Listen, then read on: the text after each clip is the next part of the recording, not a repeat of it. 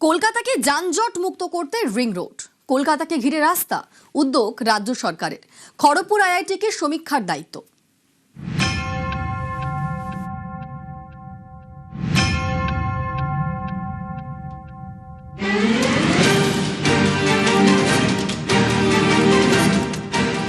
কলকাতা ব্যস্ত শহর, অফিস টাইমে প্রবল গাড়ির চাপ, যানজট।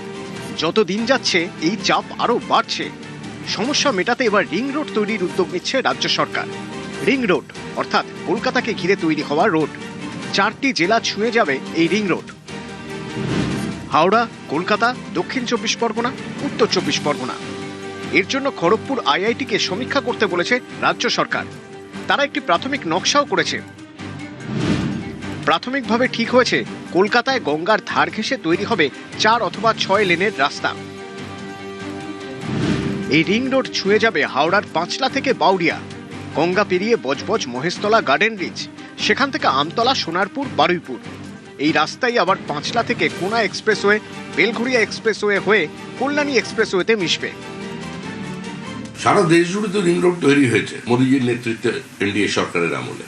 অতীতেও মহারাষ্ট্রের সরকার, বিজেপি সরকার, তারাও এই কাজ করেছে। যে দল আছে যারা কথা বলে, কেউ কেউ স্বপ্ন দেখে, স্বপ্নকে বাস্তবায়িত করতে পারে বিজেপি। এই যে ওয়ান নেশন ওয়ান ট্যাক্স, প্রণববাবুর স্বপ্ন ছিল, বিজেপি বাস্তবায়িত করে। কংগ্রেস ভাববে, স্বপ্ন দেখবে, সিপিএম কথা বলবে, কিন্তু কাজটা করবে বিজেপি।